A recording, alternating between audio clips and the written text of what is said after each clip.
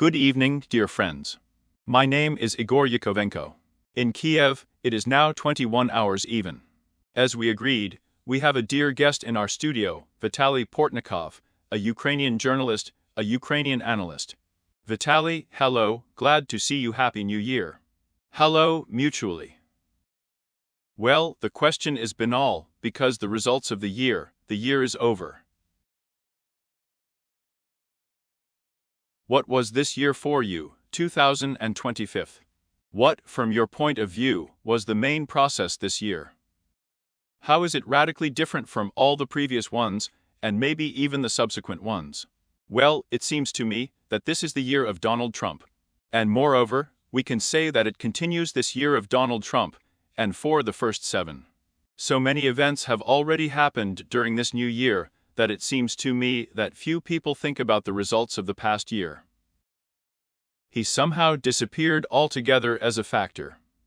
But the most important thing that can be said about this year, indeed, the year associated with the presidency of Donald Trump, is that the world has finally ceased to be a world according to the rules and, in fact, it has deepened into increasing chaos every day. Of course, Trump is not the first person who began to break the rules that have developed in the world, one way or another. After the Second World War, the first person who confidently began to break these rules was Vladimir Putin.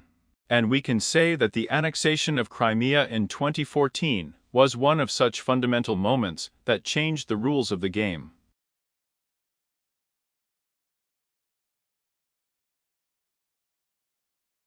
And they broke the rules of coexistence in the modern world. In this sense, the fact remains that the West is not able to adequately assess the change of existence with Russia and, in fact, the collapse of international law and the Helsinki system. But when it was Putin, and when he broke these rules without success, the hope was that somehow the civilized world Konsolidariutia will achieve firm Russian sanctions. Whether through or by supporting Ukraine and other former Soviet republics. Willingness to return to life in the world according to the rules. Do you remember that Russian Foreign Minister Sergei Lavrov constantly said, "We don't want to live in a world of rules. Why do they keep telling us about some rules?" As if, these are books by Grigory Oster, a Russian poet, about harmful advice. That was exactly the same moment and the same character. But, of course, when the President of the United States so confidently breaks the world, and so confidently refuses the rules. And this is by no means only, as you understand, the stories with the capture of the Venezuelan president, dictator Nicolas Maduro. After all, it's not the first time the United States has captured dictators. This is due to the claims to Greenland, which sounded throughout 2025 and unexpectedly intensified for many in 2026. Because when the United States claims the territory of its own ally, it is, of course, quite a serious blow. This is due to the rejection of values. As they say, why do we need democracy? Why do we need all this? Why do we have to protect all this at all? And so USAID was destroyed defiantly. And his then colleague Elon Musk. So, there was a situation related to the fact that right now the United States somehow does not seek to support the Venezuelan opposition. At least in words. In fact, giving away the opposition. Priority is given to Carists, so to speak, to the post-communists of the modern world. If only they would share oil with them. Well, there are such examples, as you understand, in the activities of Donald Trump in terms of the collapse of the rules as such. We can cite a huge number. But in the end, his very attitude to the Russian-Ukrainian war is already the destruction of all the rules of the civilized world, which the civilized world has adhered to since the Second World War. Because it has always been clear that there are victims. The victim of the conflict is an authoritarian state, and we sympathize with the victim of the conflict. Yes, we can't always help her, as in the case of Hungary, as in the case of Czechoslovakia, but we understand who is right. Who is to blame? All our sympathies. They're on the victim's side. And this logic is adhered to the conservatives, liberals, and even many communists in Western countries. Followed this logic in the Soviet Union's invasion of Hungary and Czechoslovakia. Slovakia. And Trump absolutely doesn't think about it at all. He says that it is unclear why Ukraine was so angry with Russia in general. It was necessary to understand that this is a big state. He sees nothing wrong with the action. Putin, he just considers these actions ineffective. That's what you've been doing for 4 years there. I took Madura and kidnapped her in 4 hours. Who are you anyway? In other words, if Putin's operation against Ukraine had been successful, it turns out that he would have applauded this operation. Since he applauded the Russian president when he went down the plane to Anchorage. By the way, another important moment of this year is how, with the help of the American president, the Russian leader broke his international isolation in the West. Well, that's why we can say that we are from a world where some rules existed, we come to a world of absolute chaos. When we, in principle, do not even know in the morning what news will be in the evening. It's a matter of hours, not days. Now Donald Trump will start speaking somewhere, start saying something, and we will find ourselves in a completely new reality. I'm not talking about the fact that there is so much news as a result of this new reality, because the world is being scrapped. What is clear is that there are no results of the year at all, because there is no more year. There are days, not even months. You can sum up the day. Today is the day that could change a lot. The seizure of a ship under the Russian flag by American Special Services. And such a cautious reaction, by the way, from the Ministry of Foreign Affairs of the Russian Federation. We hope that respect will be shown to Russian citizens, as if the very seizure of a Russian ship by the Americans is not disrespect, and not a demonstration of who is a great power here, and who is pretending to be so. Here it is, a beautiful illustration. But in principle, it is safe to say that a world without rules clearly goes one simple way to the Third World War. The death of a huge number of people. But I still continue to think that nuclear weapons remain an important such obstacle. For the Third World War, this is something that can restrain both Donald Trump, Vladimir Putin, and other self-confident destroyers of the modern world. This does not mean that there will be no wars. I think there will be wars, there will be many of them, a huge number of people will, of course, die. But these will be local conflicts, so-called. Here it is possible to arrange such a local conflict in Ukraine, where the United States and the Russian Federation will not exchange nuclear strikes, and it will not be necessary, so to speak, to use strategic nuclear weapons to destroy Moscow or New York. A safe conflict, yes, a huge number of people may die, cities may be destroyed, infrastructure may be destroyed, but this is a local conflict that does not lead to confrontation between nuclear powers. You can think of other places where there may be such conflicts. Here is the Middle East. Well, in principle, this is also a zone for such a conflict. Can you beat the rockets at Israel? It is clear that the nuclear powers will not enter into confrontation because of this. Israel can respond to Iran, and even the United States can hit Iran. As long as Iran does not have nuclear weapons, and as long as an Iranian nuclear bomb cannot explode somewhere in New York, or in this is a safe experiment. You notice that there are a huge number of claims against Iran, a huge number of claims against Venezuela, understandable claims. By the way, I support Donald Trump in these claims. There is no doubt about it. It's just interesting to me that he has no complaints about North Korea. Although North Korea has a much more brutal and terrible regime than Venezuela and Iran. But this nuclear power can enjoy, or rather, not she but he, Kim Jong-un, can enjoy his, so to speak, untouchability, and to understand that they did the right thing when they decided to develop nuclear weapons. Then we should say that this is most likely not the way to World War III. That's so big so far, but to increase the number. Nuclear powers in the world. Because everyone is perfectly drawing conclusions from what is happening. By the way, the conclusions are not even from the fact that Russia attacked Ukraine. This is an understandable conclusion, but from the fact that the United States does not support Ukraine. And then many may wonder. The question is, if Ukraine had had a nuclear potential, probably everything would have been different. So, the only way to escape, not to depend on Trump, not to depend on Putin, not to depend on these pseudo-great powers, is to develop nuclear weapons. Let us have no artificial interest. Let's not have a particularly developing economy. But we understand that the United States, Russia, China, Great Britain, France, India, Pakistan, Israel, and North Korea feel more confident in this world.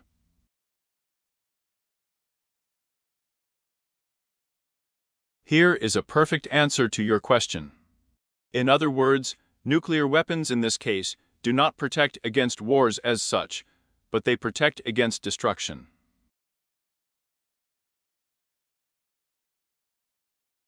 A natural conclusion from the moment when the United States refused to be a guarantor of security.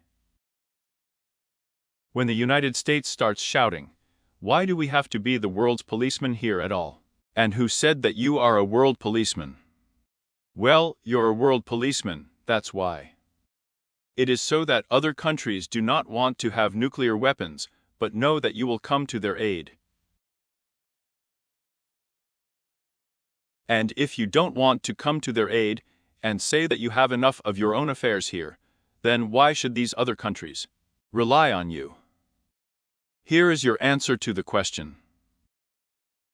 Therefore, this year has also brought us closer to such serious changes. Well, I'm not even telling you that, in principle, I think we can't even evaluate the level of confusion that all the world's political elites are in. If we characterize the situation in the world in general in one word, then this is a dead end. An absolute dead end. It is not very clear how to get out of all the crises that exist. How to end the Russian-Ukrainian war. You can hold dozens of conferences, as you understand. Dozens. Sign 155,000 declarations.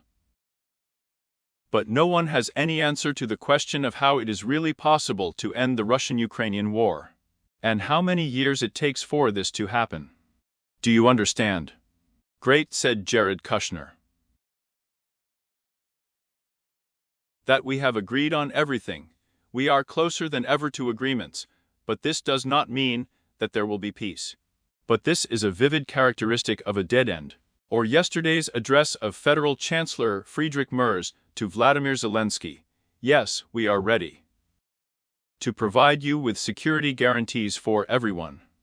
Germany should be responsible for security, not only for Ukraine, but also for Europe. But you, please, make sure that young people, your men, defend Ukraine. Ukraine in Ukraine. Let's go home to defend Ukraine. Well, this is a recognition that the guarantee of security is a guarantee of security, and Ukraine will have to be defended for quite a long time, that it needs new servicemen. Then what kind of security, what kind of end to the war are we talking about? If we are talking about the fact that it is necessary to replenish the Ukrainian army, and that Western countries are thinking about how to send Ukrainian citizens who are in these countries, which until recently seemed unthinkable, to Ukraine, join the ranks of the armed forces of this country. Here too is a very good moment, as you understand. Talking about the fact that there are two realities. In other words, there is a reality where they talk about what will happen after the war, which troops will go where after the war, what investments will come after the war, how will Ukraine prosper after the war, even the reality in which Ukraine and Russia will cooperate and trade after the war, which is in the head of the Vice President of the United States, J.D. Vance. And there is a world that is different from the world of conferences and speeches. A world in which no one understands. When is it really possible? In what year or in what decade? In the 20s or 30s of the 21st century? It will be possible to really talk about the end of the Russian-Ukrainian war. And this world, in which, by the way, the majority of Ukrainians do not want to live, who still think that the war can end. That's it. And this is a world in which, in fact, the Ukrainian government does not live. Because President Vladimir Zelensky tells his compatriots with everyone, that's it, that's it. And this is a world in which Donald Trump does not live, who says that we are closer to peace than ever. European leaders are saying it all. And all the documents have been signed and agreed. Only Russia is not ending the war, and so everything is generally wonderful. Fucking looks. Well, and also not only with this, as you understand. There's Trump's tariff policy. On the one hand, it seems that the American president realized that the introduction of new tariffs harms the American economy. On the other hand, there are some tariffs do not exist, something is being cancelled, something is being introduced again. Trump may take offense at the caricature, which publishes in some newspaper, or the fact that, as he said today, Norway, a NATO member, mistakenly did not give him the Nobel Peace Prize. As if this is a function of the Norwegian government at all. And that is why he, in fact, because, or simply because of his contempt for the universal values that he demonstrates, he does not want to support the Venezuelan opposition because its leader, Maria Corina Machado, received the Nobel Prize. The Peace Prize. It pisses him off. But it's an amazing situation, you know. By the way, I must tell you that I even know another president who did not congratulate the Nobel laureate on receiving the prize. When this laureate received the prize, and was his compatriot. This also happened. Not quite a recent story, as you remember. So the people who are engaged in self-love, for whom this is the main political challenge, they are the same everywhere. So I tried to sum up the year for myself, but not very seriously, because I don't think it's date time at all. We see that there are no Rubicons. Nothing but chaos came to my mind. Except for such chaotic Brownian motion. It's sad, but there is no other world, as they say. This one doesn't look very solid at all. Describing this chaos, you said that it is going to the Third World War. It could go if there were no nuclear weapons. Yes, but here, in addition to the presence of nuclear weapons, it is not very clear. Recent events related to the seizure of a tanker by the Americans, which was flying the Russian flag, and a very specific reaction of the Russian Foreign Ministry.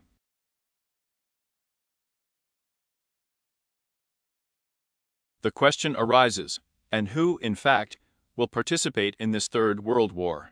Because, well, apparently, one of the participants, in theory, should be Russia. And Russia is ready to wage a local war against Ukraine because it proceeds from the fact that Ukraine is weak. Initially, she started this war, being fully convinced that Ukraine is very weak. But this indicates some problems with the perception of the world and with what information she provides to the Russian president. But, so to speak, here. Please, a deafening one has been inflicted. Already another deafening slap in the face. Putin first means Maduro is an ally. Ally. Putin was abducted. Russia did not react to this in any way, but this is not the first, not the second, not the third case, because it was before that. There would have been Assad before that, and so on.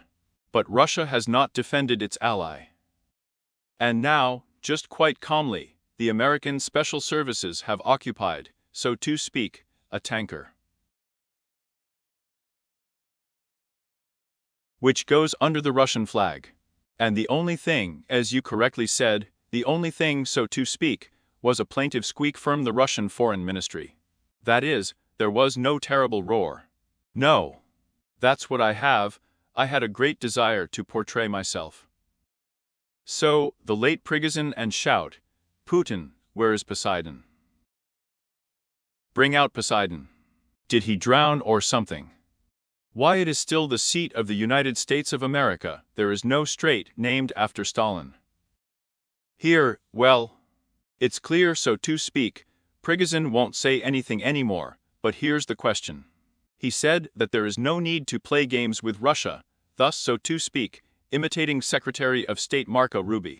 Well, in any case, so to speak, it's still a squeak. You see, it's a squeak, it's not a growl. I could quote a lot of Russian propagandists. I won't spoil the air, but I want to say that among the Russian Z propaganda are very popular that this is a La Prigozhinsky scream. That is where? That is, the same Alexander Kotz, whom you know very well from Komsomolskaya Pravda, screams simply why there is no answer. Well, it's just that the Americans have already directly occupied a tanker that goes under the Russian flag. Where is the answer? And I have a question for you in this regard. Who, in fact, will be participants in the Third World War? If Russia clearly does not want to appear on the battlefield, well, now they didn't throw a glove, but just gave it in the face. And simple. Another slap in the face. Trump is just slapping Putin's cheeks. And Putin does not appear. He did not say a word about matter at all. He did not say a word about matter at all. And now the next ones, now he is participating, so to speak, in this very church, which is under the jurisdiction of the GRU. So it means that he is celebrating something there, so to speak. In general, zero emotion. Who will be a participant in the Third World War? Who will fight with whom? Russia is clearly not going to. There is China. And in any case, the contradictions between China and the United States are quite large, and it is unclear whether they can be resolved through dialogue. Do you understand? In principle, I have always said that I do not know whether the contradictions between market democracies can be resolved peacefully. Russia will have to choose one way or another. She can't support China. Secondly, I say again, I also believe that the Third World War as such is hardly real on a full scale, but it is possible. In the case of local conflicts, in other words, the parties will prove their worth to each other without entering into a direct conflict. Here is Trump in Venezuela and Putin in Ukraine. If, let's say, there is some conflict over Greenland that will destroy NATO, we can go further. Trump is in Cuba and Putin, well, relatively speaking, in Poland or the Baltic states.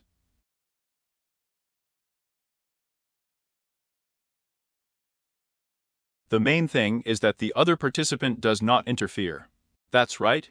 It is possible to slap, but at a distant distance. But here I will do what I want at home. And there you can do whatever you want at home.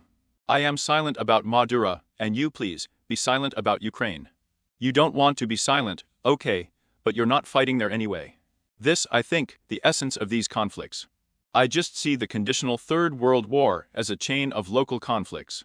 Taiwan can be dangerous, yes, for China, but you can get something to throw in the Philippines. Look, by the way, how many political victories China has won without any troops. We have talked about this more than once. The pro-Chinese candidate won in Maldives, the pro-Chinese candidate won in Sri Lanka, the pro-Chinese candidate. Bangladesh can win now. By the way, Bangladesh, yes, here is a country that has been in political symbiosis with India for many decades. Because, in fact, India has secured its independence from Pakistan originally. Now he is going to sign a military treaty with Pakistan, and Pakistan is an ally of China. These are all obvious, so to speak, lines of conflict. They are planned. That is, no one is sitting idly by. It goes to the Pacific Ocean, as they say, these ambitions, to the Atlantic Ocean. It is not by chance that Trump talks about the Russian and Chinese presence around Greenland. It's the truth. The question here is why America should annex Greenland at the same time. This is also another question. But the fact that China is actively acting in this Atlantic direction is also a fact. And by the way, if we are talking about Latin America, Chinese influence in Venezuela was obvious. If China bought 80% of Venezuelan oil, And Chinese influence in Colombia has not been increasing in recent years, but in Mexico and in Brazil. Here, Trump expects to restore American influence on the Latin American continent. And he will definitely be able to. After all, when there was this famous Monroe Doctrine, the Americans were an uncontested trading partner of Latin American countries. No alternative. And in the Doctrine of Doro, present China, that is, of course, you can block this or that country, as now in Venezuela, to ensure that this country did not trade with the Chinese. But illegal trade has not been cancelled by anyone in order to really force the Venezuelan leadership to abandon Chinese and Russian support. It seems to me that sooner or later the American army will have to be led there. So far, we do not see that the Venezuelan leadership is meeting all of Trump's demands in this way. He demands it. But there must be a result. Well, I'm just saying that, in principle, the lines of conflict, they are planned precisely because America is really being forced out from everywhere from where it can be forced out. Putin wants to oust her from Europe. Trump himself is ready to be forced out of Europe, by the way. And again, when we talk about Greenland, are you sure that the Europeans will just swallow it like that, and that American military bases will remain on the European continent in this case? In other words, what is the point of these bases if the Americans seize part of the territory of a European country? The Americans, who should have been defending Denmark, are seizing part of its territory. Why should they be somewhere in Ramstein then? But it's not clear. Here's another point for you. Are you seriously suggesting that this will be the use of the armed forces? There's just another option to try. An attempt at gradual financial development, that is, permanent work. It was not by chance that a representative of Trump's ally, the governor of Louisiana, was appointed, so to speak. Who, so to speak, clearly makes a course for on bribery, just to try to work firm the inside with the citizens of Greenland, and gradually offer them just more than he can offer, like him.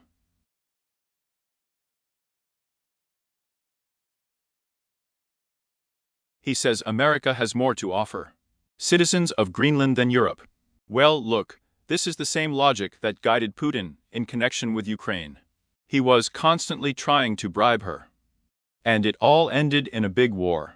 Because even you can bribe some half of the population, and there are people who say, no, we don't want to. And these people are passionate carriers of a political view, a political vision. Putin was quite able to bribe the Ukrainian elite. Just one maiden started, the second maiden, and everything collapsed. Let's take a look at the situation in Greenland with you from the legal point of view. Points of view, if not to use armed force. In order for Greenland to become part of the United States, two important events are necessary. The first is a referendum on the independence of Greenland itself. And the Greenlanders in this case should speak out for independence. In conditions when they will understand that this independence is not a step towards independence, but a step towards absorption by the United States, right? But even if we imagine that the referendum on Greenland's independence will end in success, the supporters of this independence. After all, there is now a prime minister in power there, who is just a supporter of independence. But he is also very careful now. Then a second referendum will be necessary, according to the results of which Greenland will want to join to the United States as a new state, right? The state of Greenland. But there is one thing, but there are not many Greenlanders. They are there 30,000, I think so, if I'm not mistaken. But them. Over the past decades, it has been quite difficult to have a dialogue with Copenhagen, which, in fact, as a civilized dialogue, began in the 60-70s of the last century, not earlier, to achieve recognition of its national, cultural identity. And now the Greenlanders are looking at neighboring Alaska. Do you think there is much left of the identity of the indigenous people? They are actually Americanized. There are no Alaskan natives in Alaska. In other words, they stayed there about the same as the indigenous people in the rest of the states of America. In other words, Greenland belongs to the Greenlanders, and Alaska belongs to the Americans. Not Alaskan natives, but we can say those who colonized Alaska after its purchase from Russia.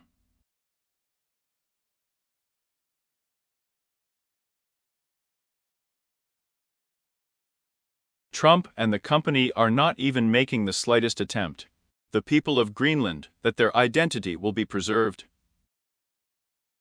They just say that they will give them money. And Greenland in this sense is not exactly North America, it is largely Europe, where this importance of its own. I am of identity, actually national, cultural. It is more important than in America.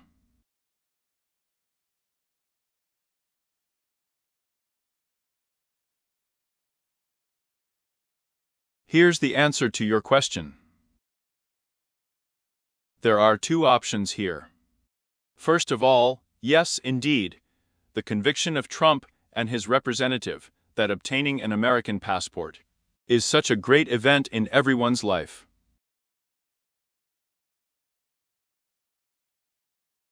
A person that everyone dreams of becoming Americans, and here they may be disappointed. That not all Greenlanders will want to get an American passport and become Americans. Although this, so to speak, is a coveted dream for many people on Earth. But there is another option, that after the first independence referendum, the second one may be unnecessary. Because the United States can, so to speak, begin to develop Greenland without annexing it to itself. That is, the placement of the military base, that is, well, some kind of soft absorption. So they can still deploy military bases. There are already American military bases there. Who prevents them from increasing military bases on Greenland? No one is arguing with this. And by the way, I don't think Greenland is arguing with that. Because the presence of American military bases on the island is also jobs for Greenlanders. Of course. For some reason, they want to annex it. Because they are concerned about the insecurity, most likely, the natural resources of Greenland. Simply put, they don't want to be with anyone. Negotiate about these natural resources. Neither with Dakins, nor with Greenlanders. Therefore, Greenland's independence will not suit either, because they will have to talk to the government of Greenland, which will demand, relatively speaking, its part in these natural resources. And it is necessary that 100% of these natural resources come to Trump, Kushner, Withoff, I do not know, Elon Musk. And, by the way, so that it reduces American dependence on China. Because Greenland minerals, but again this, it is necessary to study specifically how easy it is to master them there. This is some way out of the situation, but you understand that the Greenlanders themselves can think about the ecology of the island. About what it will turn into in the event of such production. What the Chinese don't think about. Here is the answer to the question: how do you assess the development of events in Venezuela? From your point of view, what will happen, given that now, so to speak, this painful mode has been preserved? Revolutions, and so to speak, there are simply repressions going on. That is, on the one hand, the acting president sort of winks at Trump, saying that yes, we will agree. On the other hand, there is a sweep of Maria's supporters. Machado, so to speak, is simply being repressed by supporters of the Americanization, of the American choice. And Maria Machado is, so to speak, the leader of this direction. It is clear that she wins any free elections. The gate? This is obvious, based on public opinion polls, which simply indicate this. There is order. Yes, but Trump doesn't want her to win this election. Naturally, because why does he need Maria Machado, on whom he has no compromising material, and on whom he has none at all? No right. In other words, it will be an absolutely independent person, with whom Trump will have to talk on an equal footing. It's just not yet known which of them will look down on whom. So it's clear here that Trump doesn't need any Maria Machado, he needs to depend Rodriguez, with whom he can talk like a criminal. Well, it's unclear if Rodriguez is ready to talk to him like that. That's the problem. Because she can talk, and she can make a statement. But Maduro also made a peaceful statement and said, "Peace, peace, no war. Remember." But at the same time, he did not give any oil. You see, we will have to understand the situation with this Chavista regime, not because of what Trump says. And not because of what Rubio says, but by real actions. If they start fulfilling their demands, that's one thing. And if they don't start, so they have to transfer some amount of oil to them. And if they don't, what will happen next? They haven't transmitted anything yet. I keep a close eye on all these Venezuelan news channels. There's a full statement that everything. We control everything, full public solidarity. We won, the Americans lost. Yes, they kidnapped Maduro, but they couldn't stop our revolution. At the same time, Trump makes absolutely opposite statements. That is, we have to think about what doesn't really matter. What these people say, they say so for show, but they will actually obey Trump. Well, maybe vice versa, Trump can speak for show. He made a spectacular operation. In fact, spectacular, of course. They kidnapped Maduro, sent him to court. But he doesn't want presence in the Venezuelan Republic soldiers, American deaths. And therefore, we hope that he will force the heirs like this through verbal pressure.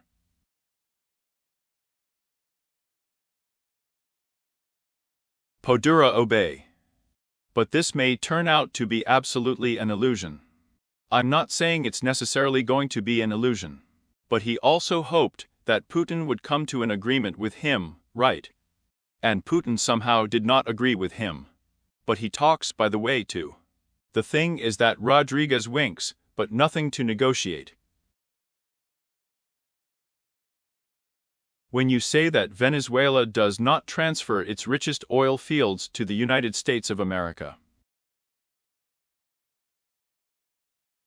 I have one question.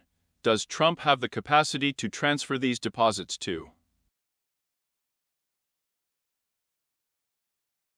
Because, as far as I know, the oil industry has not been nationalized in the United States of America, and therefore we are talking about oil companies that I am not 100% sure that they are ready for such a risky one, that is, they need to invest tens.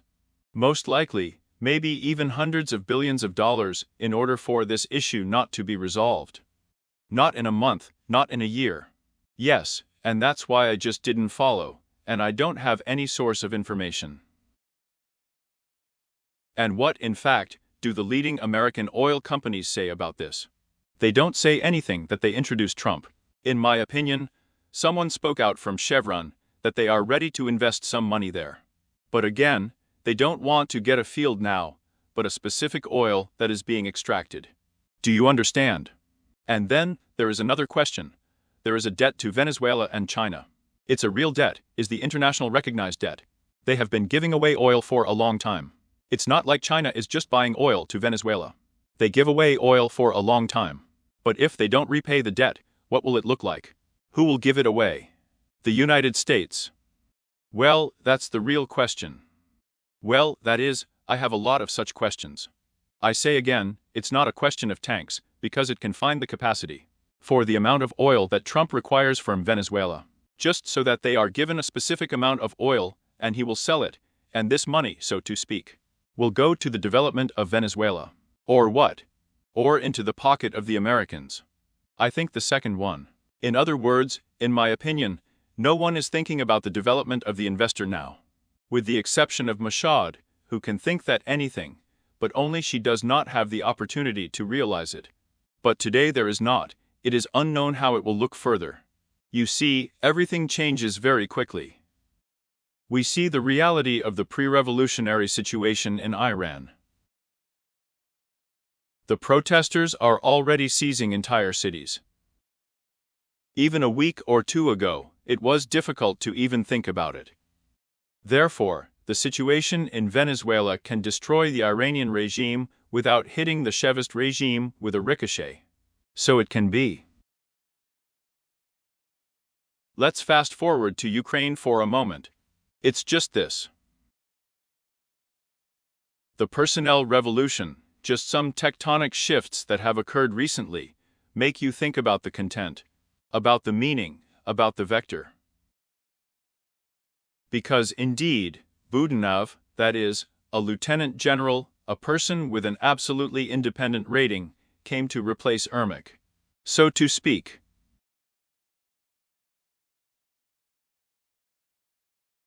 Independent popularity, independent of the President of Ukraine, that is, the head of the office of the President became a man.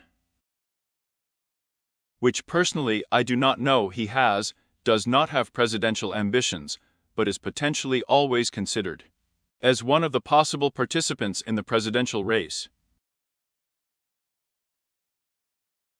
It is clear that there will be no elections in the near future. But nevertheless, this factor always exists. Well, other personnel appointments are the resignation of the absolute hero of Ukraine Malyuk, for whom incredible feats, Operation Web and so on. In general, what does these personnel tectonic shifts that have occurred in Ukraine mean? First of all, they do not matter much, because I always believe that there is no special significance in the personnel of Ukraine. Given that, as I have repeatedly told you, it is a personalistic government. Secondly, it's still Mindicate results. All that we see is the results of Mindicate, in one or another refraction. Someone was on the tapes, and therefore it is being removed. Someone did not give the opportunity to slow down the publication of these films, and it is being removed. These are the results of this very scandal, which has not gone away, which, as you understand, well, as the investigation progresses, only have an even stronger impact on what is happening. But when we say that Budanov is instead of Ermak, Budanov cannot be instead of Ermak. Ermak was the president's favorite, it doesn't matter what position he held. Being a favorite of the president, he could use his position as head of the office to control certain authorities. Structures over the parliament, over the government and so on, over the power structures. If Budanov is not the president's favorite, then he will simply be the head of the presidential office, without any real opportunities. Maybe he's focused on some direction. It's like there are negotiations with the Americans to maintain some kind of, so to speak, fire in these negotiations. In the coming years of the war. Maybe yes, maybe no, we don't know. He himself, I think, does not really understand what he will do there. But if Zelensky does not want to see him as his favorite, that is, his confidant, some kind of intermediary between them and other branches of government, the value of the head of the office will be the same as the value of the head of the administration, which is not a favorite of the president. Usually happens. We have lived more than once in the system, we still have this sixth president, where there were heads of administration favorites. And where there were heads of administration, surnames that no one remembered, even the presidents themselves. Moreover, there were rarely favorites. As a rule, they appeared when the president did not know what to do with the power instrumentally. And as soon as the president began to understand what to do with the power instrumentally, they disappeared. Well, the most striking example is 1994, Dmitry Tabashnik, Leonid Kuchma's favorite. As soon as Leonid Kuchma got comfortable in his office, he removed the Tabachnik. He didn't have any heads of administration there. Only no one remembers who it was. Although there was even Medvedchik at the end of Kuchma's reign. But it was still clear that Kuchma made all the decisions completely, and he did not need intermediaries. The person who is the head of his administration is not an intermediary and does not turn any other power structure. Just carries out the work of the administration. Yes, it affects the receipt, but nothing more. Well, now it's the same. I don't have an answer to the question of whether Zelensky has learned to work without a favorite during his 6 years in this office or not. Does he want to work without a favorite, you know? Because then you need to work for the favorite yourself. Maybe there is no such desire, or maybe it already exists. That is, we'll know about it in about half a year. And it will all be seen. If Budanov, as they say, disappears from the radar, and he will be remembered only when he comes to some negotiations. Well, then, there is no favorite, there is just the head of the office. If Budanov will arise in various domestic in political stories, one way or another, it means that a new favorite has appeared. But you understand, in fact, given the fact that Andrei Ermak has largely influenced the president's personnel appointments for 6 years, then in order to really get the tools of influence, it is necessary to change these personnel appointments of the last 6 years. This is also not 1 year of work. And you're going to do it, already change, remove them, remove, shuffle people, shuffle. And here is the presidential choice. Therefore, I am somehow very calm about it. That is, in principle, yes, the main thing that happened was the end of Budanov's career as head of intelligence. It's true. Whether he will have another career, we don't know. Well, it remains to be hoped that the general vector of these changes will lead to the strengthening of the Ukrainian state. At least that's the hope of some kind there. I propose to move again to the Western Hemisphere, and to the most important country of this hemisphere, the United States of America. So, this is the chaos that continues, and this is the abolition of rules, this is the world without rules that which we have plunged into today, of course, are connected with one name, with the name today, with the name of Donald Trump. Although Putin launched this whole process, but nevertheless, Trump as a larger, more influential figure, and naturally, he provided it. This has a bigger scope. So, I have a question. So 2026 is the year of the midterm congressional elections. Judging by some preliminary impulses, Trump has every chance of losing Congress. That is, and this will mean that, so to speak, his era of his autocracy, tyranny, it can either end, or, so to speak, decrease.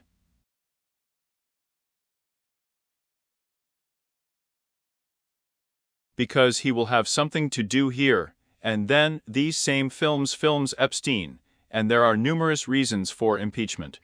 And in general, that is to say, Trump will have to do completely different things. Do you think this era of the Red Devil, which, so to speak, as they call this era, the era of autocracy, Trump's tyranny, it has a chance to end? Or does it have much more fundamental ones? The reasons, and in general, so to speak, is it possible to continue Trumpism without Trump? The continuation of Transme without Trump's possible because it absolutely clear ideology. We see that J.D. Vance is a more prominent representative of this ideology than Trump himself. In addition, if the Democrats get the House of Representatives, but do not get the Senate, they can, of course, defiantly impeach Trump, but no more. The Senate will not support this impeachment. Trump will continue to rule. But he will have a confrontation with the House of Representatives more serious than now. But not only that. As you understand, Congress cannot limit the president's foreign policy powers and so on. If Trump did not inform Congress with a Republican majority of operations in Venezuela, then he may just as well not inform Congress with a Democratic majority. I mean, if there is a Republican-controlled Senate. So let's take our time.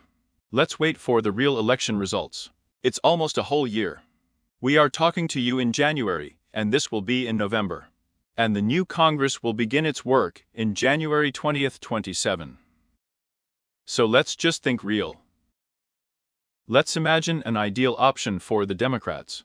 They won seats in both the Senate and the House of Representatives and started working in January. But how many months do they need to impeach Trump? This is needed about it. Well, 6 months, probably, yes. Well, let's imagine that they will achieve Trump's departure in 6 months. And the President of the United States should be J.D. Vance. Yes, they will impeach him too. Or he will listen to them, like Rodriguez to Trump. I don't think so. No, they can also impeach him, of course. But it will take them another 6 months. And in 2028, they will finally elect the President and Vice President of the United States in Congress. Do you think this will contribute to the victory in the presidential elections? I'm not sure. Therefore, most likely, they will prefer to finalize J.D. Vance as with a lame duck before the presidential election. Do you understand? Because if they take out J.D. Vance, then this way it will be a story like with Gerald Ford. No, there is another option. They elect a vice president in Congress to J.D. Vance, a Democrat, as it was with Gerald Ford. And in the event of the resignation of J.D. Vance, this vice president becomes the unelected president of the United States by the people, and rules without a vice president. But this is such a phantasmagoric construction that I don't even want to discuss it yet. Vitaly, I have, as usual, in our conversations, a request to you to end our conversation with answers to the questions that I did not ask. Most importantly, we didn't inform our audiences. We didn't talk about the post-Soviet space in 2026, in 2025. But I think a lot has happened there positively. Reconciliation of Azerbaijan and Armenia, which is becoming more and more real. Russia failed to take Moldova. The president of Kazakhstan will meet with the president of Ukraine. Despite all their, so to speak, sympathy for Putin. Does he have sympathy for Putin? Have Tekeva? Well, at least he shows he calls Putin a great leader or something else, great neighbor. Sorry Vitaly, if you had the biggest one, absolutely. Absolutely unprotected border, the largest land border in the world, absolutely unprotected. Which can be crossed on foot anywhere with Russia. I would look at you, what would you say in relation to Putin? Well, this is also logical, I do not argue. Well, in general, what do I want to say? That in any case, Russia's influence in the post-Soviet space continued to decrease throughout this year. I will hope that this continues now. Well, thank you very much, Vitaly Portnikov, Ukrainian analyst, Ukrainian journalist. The results of the year and attempts to look very weighty attempts to look into 2026. Thank you very much. Take care, please, and let's compare notes periodically. Because really, the results of the year, let's just say, do not work out very well, because the situation changes literally every day. And every hour. Therefore, it is necessary to check the clock. Thank you very much. Have a nice day. Goodbye.